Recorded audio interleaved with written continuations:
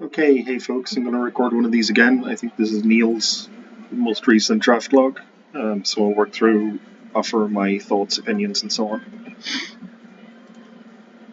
So again, assuming the first pick is made, that is correct.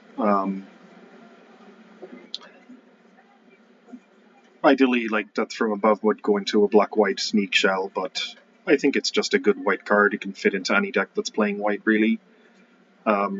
Here, I'm guessing this is just a case of taking the best card. Like, even though there are white cards available, they're not so considerable or high priority that you would neglect just a really efficient card in another color. Like, if this was a case that the first pick was, I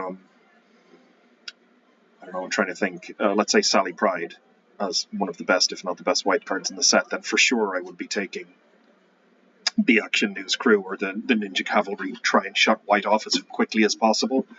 And even if I'm contested to the left for white in that case, you're at least sending the signal to the person to your left that there is no white. You can close the floodgates, stop white flowing to the left, and hopefully get rewarded in pack 2. That is not the case here. It really just take what you think is the best card in the pack. I don't have enough experience with Party Dude to really be able to gauge it properly. I suspect it's not as good a green card as either the Pachyderm or the Tainted Treats. I might be tempted by the Spicy Oatmeal Pizza and kind of think about white-red, but I think the Tainted Treats is perfectly acceptable. Like, either way, you're looking at a pair of colors, either white and red or green and black here to start off.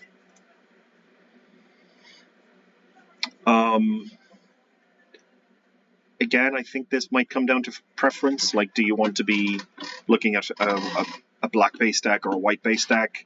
There's no strong evidence to pull me in one direction or the other. I would probably have the tiebreaker of some comments I made in previous recordings where the interaction seems quite plentiful and maybe not as important as it has been in other sets. You definitely need your 3, 4, maybe 5 pieces of interaction or removal to be able to deal with particular cards from the opponent. But I think for smaller things, just trading off is fine in combat if you want to be kind of more of a controlling strategy. Here, I think I'd be taking the Last Ronin's technique to kind of complement the Koya and look to be some sort of assertive white deck, but I think the stomp by the foot is perfectly justifiable. I don't think, given the pick so far, it would be worth considering going into other colors like for some of the blue cards. And I am noticing here there's a lack of green, apart from the Ice Cream Kitty. It may just be that they're not opened, or it may be that the green cards are already gone from this pack. But this is a sort of draft so far where we are still feeling around to try and figure out what the right pathway is, but it's an informed feel around. It's not just completely in the dark. Okay, so we've got a little bit of green here, and we've got the Uneasy Alliance. This, I think, is quite a surprising pick to me, given the previous choice of the Stomp by the Foot. I find that between Grounded for Life, Uneasy Alliance, Stomp by the Foot, Anchovy Pizza, if, say, you're black-white, there's a couple of other interaction or removal spells that I'm forgetting there, like some of the uncommon ones as well. I think if you're black-white, the interaction like that to kill your opponent's creatures is plentiful, and I'm not sure we need to prioritize it as we're doing here. If this were me, I think I might follow up, given the 3 cards we've taken with the Pachyderm. I think my laneway at the moment would have been Koya into the Last Ronin's technique. And then here,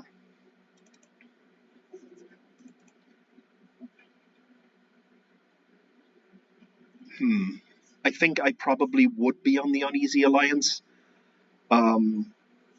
Possibly Leonardo's technique actually as a more of a unique card. And it is a way to get 2 cards worth of stuff with 1 card. So it just innately has, after its little bit of setup, a 2-for-1 element. The thing is, I'm not quite sure how restrictive it is. I don't have as much experience as I would like with the card. yeah, I think I would be on the Uneasy Alliance, given that this, this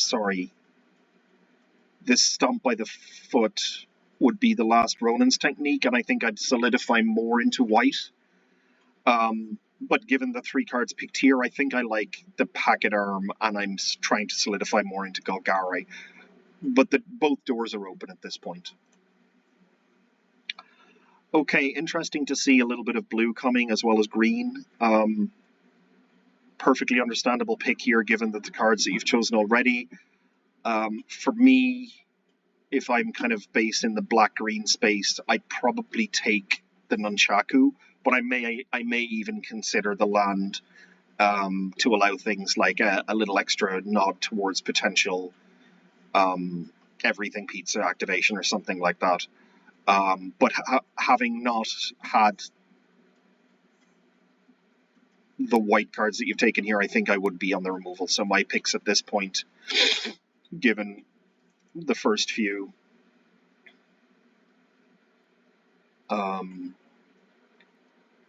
so here it would be Last Ronin's technique, here it would be the same card, and here it would be the Nunchaku, I think.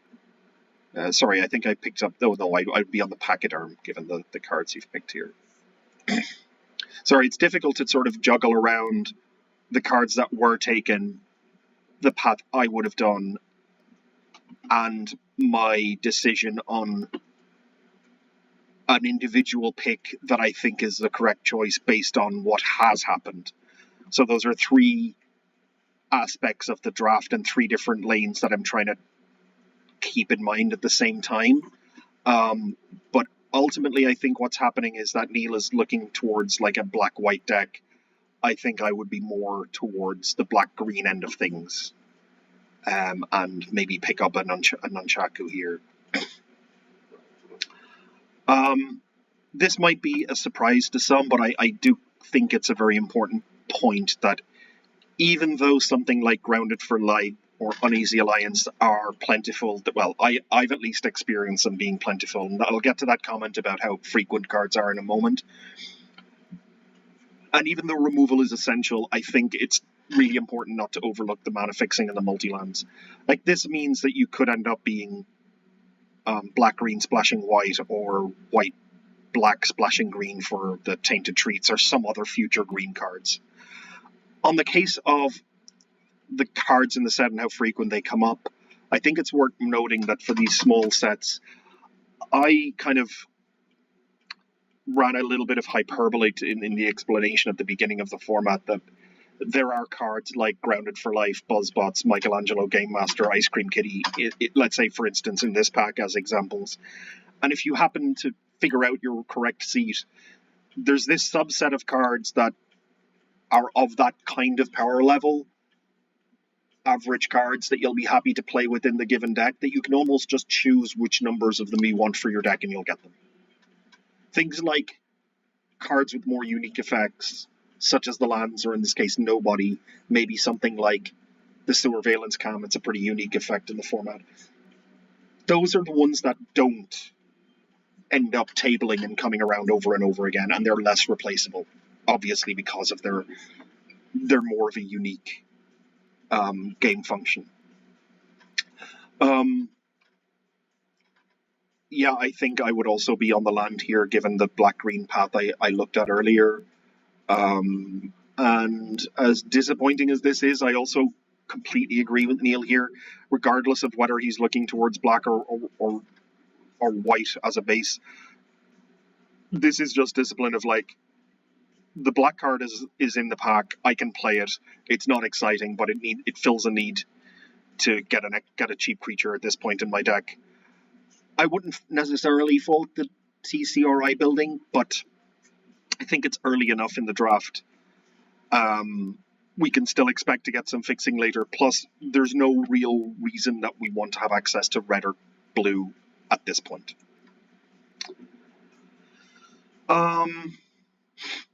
Here, that's interesting. I think, based on what you have, I'm surprised it wasn't the Action News crew. Maybe this is for gems, I don't know.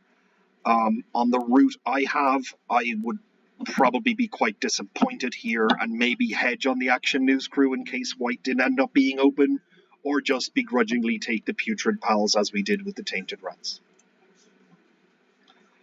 For this one, this is a little surprise. I'm quite down on Henchbots. It's just I've not found it reliable as a card that can take out my opponent's creatures when I need to. I've seen it in play cast as a colorless 4-mana 2/3 that has no enter the battlefield. I haven't really seen it have some kind of sneak it back and use it again and exile a bigger creature effect.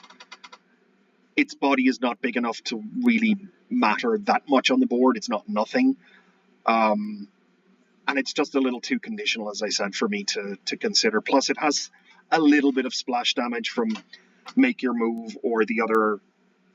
I think it's Make Your Move destroys artifacts. Yeah, the disenchant effects I'm getting to, I might be mixing up some of the functionality, but there's a little splash damage on things that destroy artifacts there.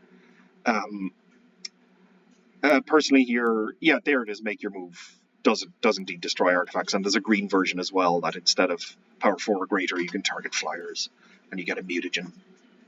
I think I'd be happy enough with the Ice Cream Kitty in this spot. I'm definitely slapping up from the route I took and looking to be more green-black. I'm definitely snapping up the Primordial Pachyderm here. I can understand having not taken like some of the 2s earlier, like at this point, maybe that you do want an Action News Crew. And then we fill out with, I mean, maybe we take a Bot Bashing Time in case we end up splashing red or being red for some reason if we choose to be, or if it turns out Casey Jones is right and this kind of supports the Bot Bashing. And yeah, some red cards come at the end, but it's not as if there was any kind of indication that red was appealing at any point in that draft pack. So here I think I would describe this as slanted more towards black-white. In my version, I think I would have fewer white cards and be slanted a little towards black-green. And now we get Kitty Pryde and everything is fine. Brilliant. Regardless of what happened in the first pack, I think the selection of cards, be they as we have here, or maybe black and green with a couple fewer white, I don't think it matters. There's still going to be some combination of black, green, white, of white with either black or green cards that we can use to support Sally Pride. Just take it, it's the best card in the set.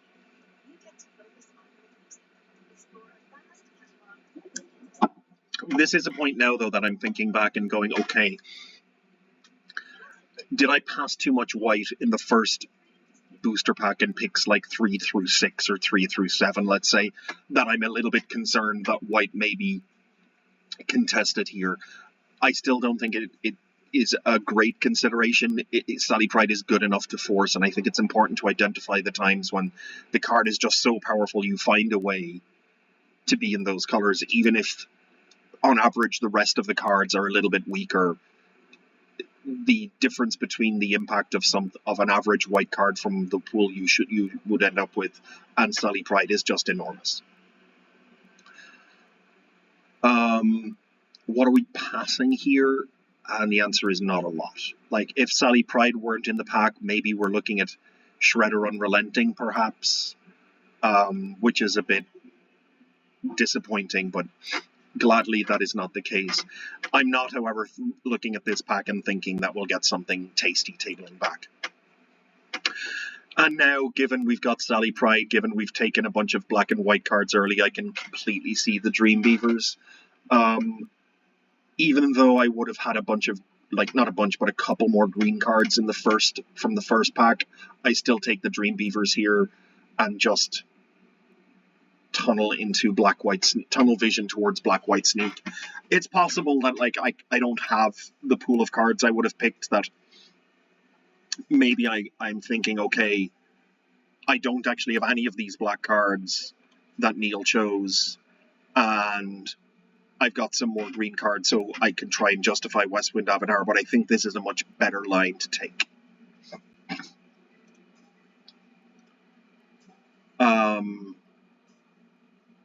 Interesting. Yeah, I could see this. I guess you just want to... I think I might be interested in the Grounded for Life or Stomp by the Foot.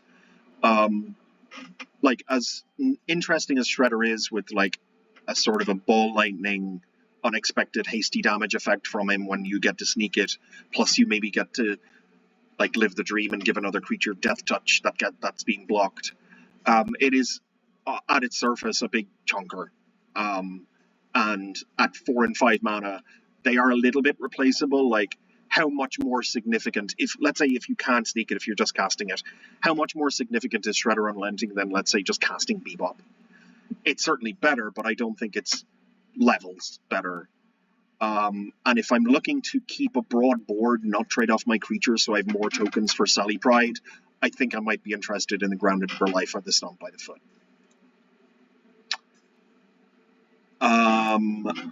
Given you've got one already, I'm not really sure about this. When I say given you've got one already, I was thinking more about the land than the other copy of Tainted Treats. I think this does dilute a plan of leveraging Sally Pride as much as possible, in that you're a focused black-white sneak deck which tries to get lots of creatures in play, uses early interaction rather than blocks or attacks to trade your creatures off, use your non-creature spells to trade off instead, so you've got a wider board so you get more utility from Sally Pride. And there's a card that just ticks those boxes in Yannicka, decent to sneak, a good sort of collection of bodies that disincentivize attacks from the opponent, given like double block capacity or trading a token for something relevant and you still have this 3/3 left over, or trading the 3/3 and still having the token. I think I would be unlikely to think that I'd be playing Tainted Treats, and I don't really think it's that much better as a piece of interaction than something we've already picked up, like the Uneasy Alliance or the Stomp by the Foot, or maybe a Grounded for Life that has passed us by earlier. I think we've seen 3 copies. So this pick does surprise me a little bit, given that Yannicka ties in with this core base that we're seeing on top. Yeah, I think this is perfectly justifiable for a lot of the reasons I said earlier. Like, we still want to make sure that we pick up enough creatures,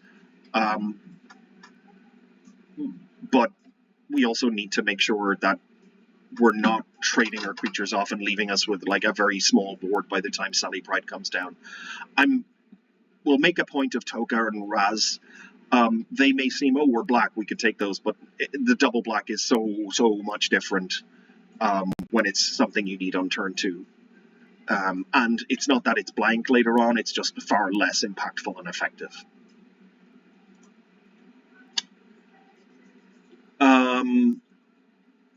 Tricky one for me here, and it really does depend on the sort of way we've managed to maneuver the removal package. Here I think it's perfectly valid to take the Koya's Technique. I would prefer April O'Neil, and I guess if I'm aiming for like 4 or 5 pieces of good removal, and we've already got Stomp by the Foot, a couple of Uneasy Alliances, I think I would have had a Grounded for Life already earlier, then I'm much more inclined to sort of be comfortable with that quantity of removal and say, I think April O'Neil, given that it helps us find our best card with the Scry, little bit of a selection there, plus it has the capacity to be snuck back. I think I prefer April here. But again, I think Kaya's Technique is also very defensible. I spoke about this already. I just don't think that's the right pick. I'm on Shredder's Revenge here. I think if we do have a plan of using non-creature spell interaction against their opponent's creatures to build up a wider board so that we can either get things through unblocked and sneak them, or have more creatures in play by the time Sally Pride comes down, I think having a Shredder's Revenge is really appealing in that sense.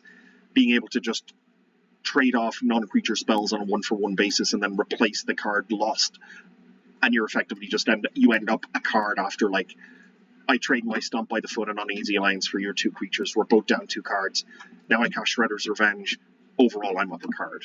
And I know Shredder's Revenge always gets you up a card, but you also need to make sure that you're actually affecting the board with the cards you get from it, or you've already affected the board and this is filling your hand back up.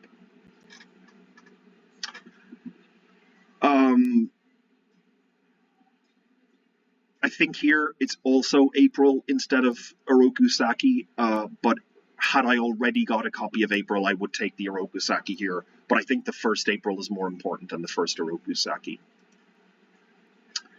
And then we're picking kind of curve fillery, whatever we can in black-white from here on. Really happy this Grounded for Life came. I can't think what we took for it in pick 2. When I was suggesting, no, it wasn't that. Ah, yeah, here instead of the Shredder.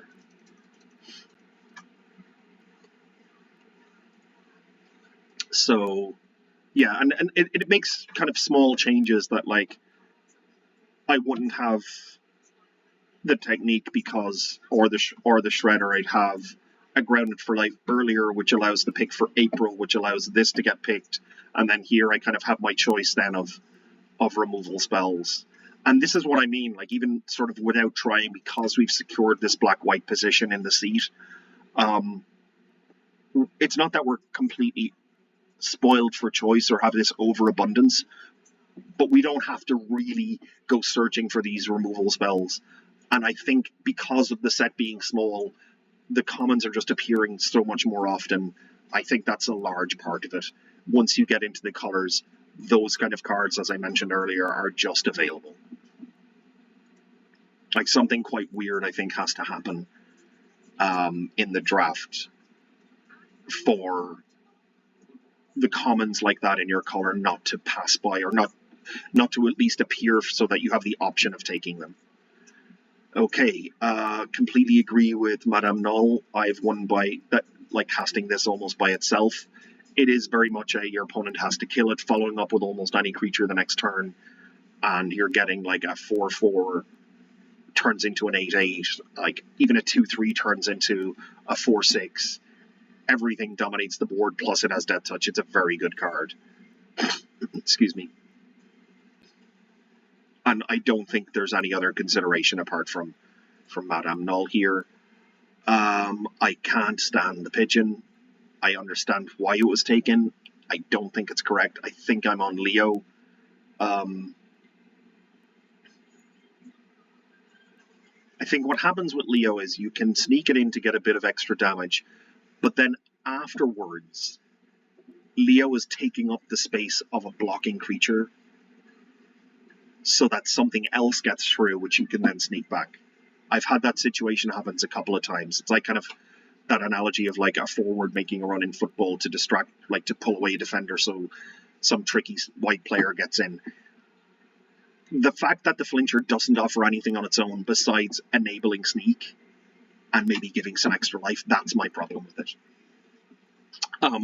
Based on the curve and me saying like I wouldn't have had the henchbots, I think I might even be looking at taking the first foot ninja here. But yeah, like if you feel that needs must and like you really want to have, because I don't think I remember seeing the squirreloids, or we haven't seen a second beavers. Obviously, it would have been taken. So maybe the featherbrain filter is just a necessary evil. But I don't think it's like we've got that critical density of sneak that I'm really focused on that right now. I get crying, yeah, fun, but I'm not interested, and I'm more interested in focusing on what we're doing. And because my pathway at this point would not have Kara's technique, I would take one here. Really like this guy. I overlooked it. I think I agree it's the right choice here. And if you've missed it, it can be very difficult for some decks to block. So you can repeatedly sneak something in with it. And that card effectively becomes unblockable. So what happened with me is my opponent hit me with it, snuck in a Foot Ninjas, replayed the Prehistoric Pet, bounced their Foot Ninjas, next turn attacked with the Prehistoric Pet, and it's almost like they turned, instead of Prehistoric Pet is unblockable, this sneak card is now unblockable, which is very effective. Slow, but it offers some inevitability in closing out a game. I guess everybody really likes weird donuts with radioactive filling. I'm okay here with taking something like the Foot Elite. If it's best of three, I like to have a make your move at some point. I don't really foresee or envisage a world where we're playing any of the copies of Tainted Treats that we've got from this. But maybe you have, I don't know.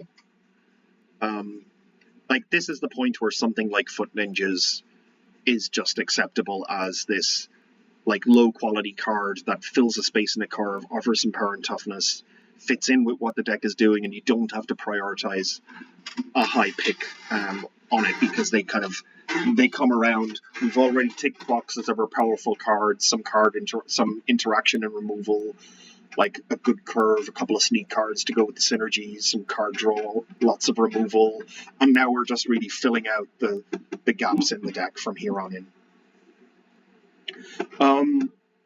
I can understand why Pizza Face was taken. I might be tempted with it here, but my read from I'm definitely white black is as soon as Sally Pride gets opened. And the reason for that is it's going to be better than any other cards that I can get. Plus, I've already got the basis of a black-white deck. So at that point, my blinkers are on and I'm just tunneling on black-white. Even if it ends up with some of those additional curve fillery cards here, like the Foot Mystic, I don't want to have to stretch my mana, and I don't really think that illegitimate business and a couple of Forest would even be worth it for Tainted Treats and Pizza Face, as good as they are. And again, Tainted Treats, I'm not sure how much better it is than Uneasy Alliance, and we've got plenty of interaction at this point already.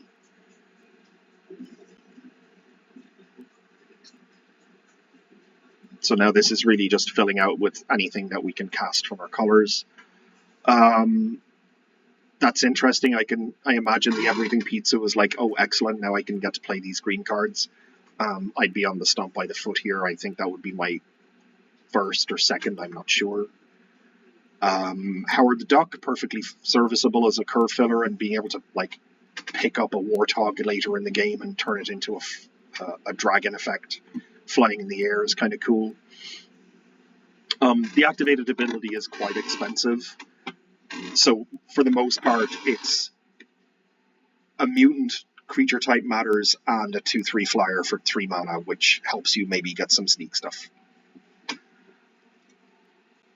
Grounded for life, or just take 20 gems, I guess, if you've got the set collected, and then we're just filling out with some cards that are left, and strangely enough, some of the stuff that I was mentioning is tabled, so maybe they're not that good. So I think there's a couple of points of divergence, there's a couple of points where I would disagree. My beginning would have been very different. I would have focused towards black-green and only locked into white when Sally Pride was there, but from then on it was more about card preference in evaluation rather than a distinct course correction to a drastically different deck. I think the seat is correct to be black-white. It just took a little time to solidify that. Okay, I don't know if these are useful or interesting or if anybody's having a look, but to me it seems like a really clean way to interact and offer thoughts. So if anybody is watching and you want to give some feedback, yeah, go ahead and we can get some more conversation going. All right, thanks guys.